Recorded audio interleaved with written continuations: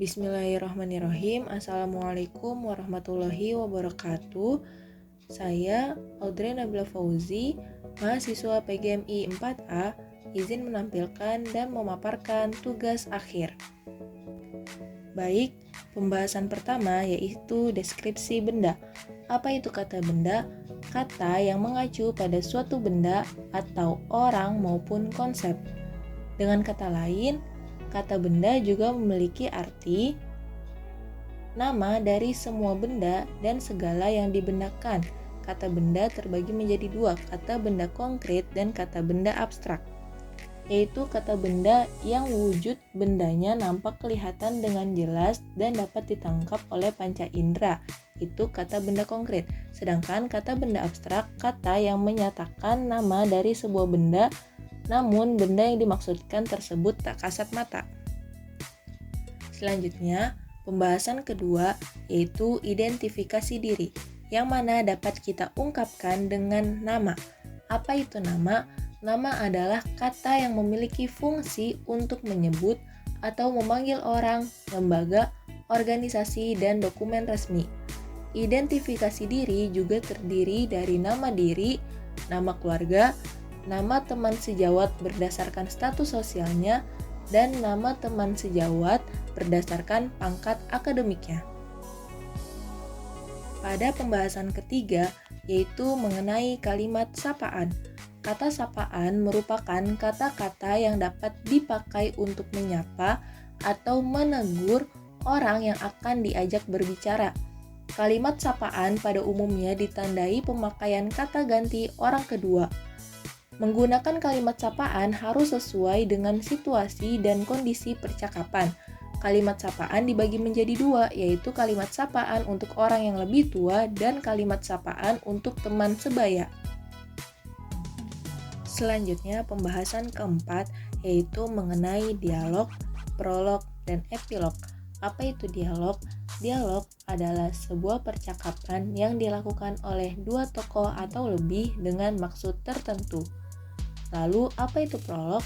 Prolog adalah pengantar naskah cerita yang akan disajikan. Lalu, apa itu epilog? Epilog adalah penyampaian intisari cerita.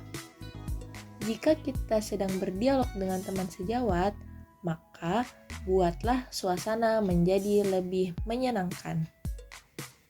Pembahasan kelima adalah jenis-jenis membaca dan membaca petunjuk. Apa itu membaca? Membaca merupakan proses memahami pesan tertulis yang menggunakan bahasa tertentu. Lalu, apa itu petunjuk? Petunjuk itu berisi ketentuan, pedoman, atau pengarahan dalam mengerjakan sesuatu. Contohnya, memahami petunjuk penggunaan obat batuk.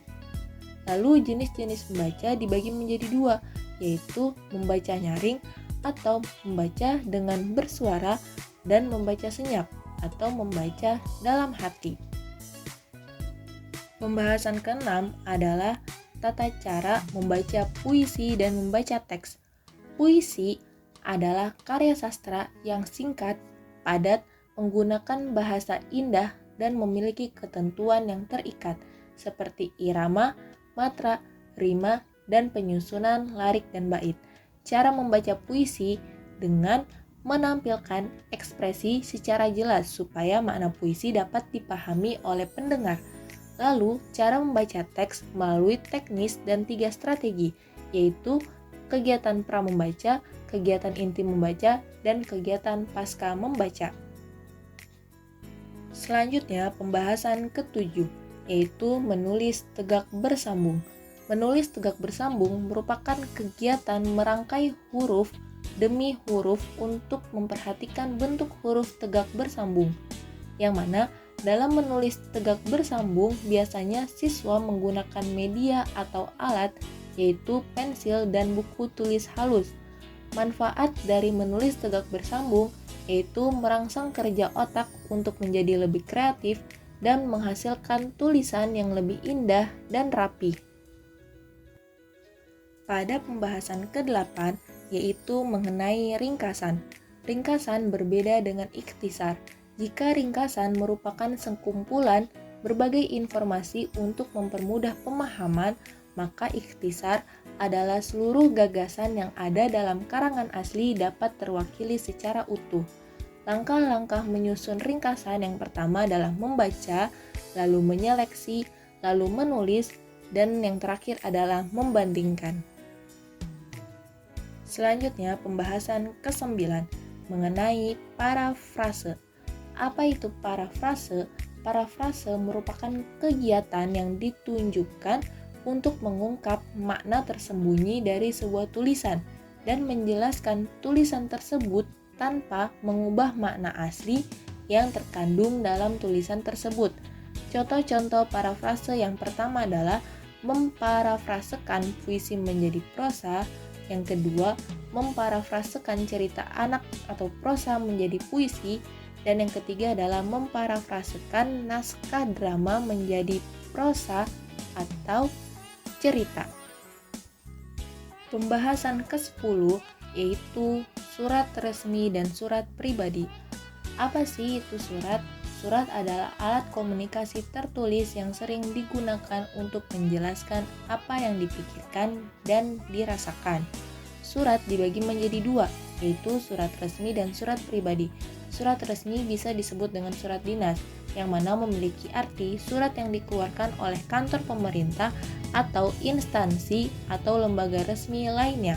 Dan surat pribadi adalah surat yang dibuat oleh seseorang atas nama diri pribadinya sendiri, ditujukan kepada orang lain sebagai pribadi.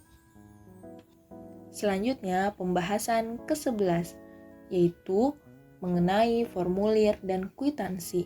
Apa itu formulir? Formulir merupakan sehelai kertas tercetak yang terbentuk menyediakan ruangan untuk dimuat catatan-catatan, informasi, atau instruksi-instruksi yang akan diteruskan kepada individu-individu atau organisasi lain. Sedangkan kwitansi adalah dokumen atau surat yang digunakan sebagai tanda bukti telah terjadinya transaksi pembayaran sejumlah uang dari orang yang memberi uang kepada yang lain. Pembahasan ke-12 atau pembahasan terakhir mengenai naskah pidato. Apa itu pidato? Pidato merupakan suatu kegiatan berbicara di depan khalayak ramai untuk menyampaikan pernyataan, gagasan, ide, petunjuk, atau nasihat dengan susunan kata yang baik. Lalu bagaimana cara menyusun naskah pidato? Yaitu yang pertama menentukan tema pidato, yang kedua menentukan tujuan atau poin penting, yang ketiga adalah menyusun kerangka pidato, dan yang keempat adalah mengembangkan kerangka pidato. Alhamdulillah, pemaparan ke-12 materi telah selesai. Kurang lebihnya mohon maaf. Saya Audrey Nabila Fauzi undur diri. Wabillahi taufiq wal hidayah, waridho wal inayah. Wassalamualaikum warahmatullahi wabarakatuh.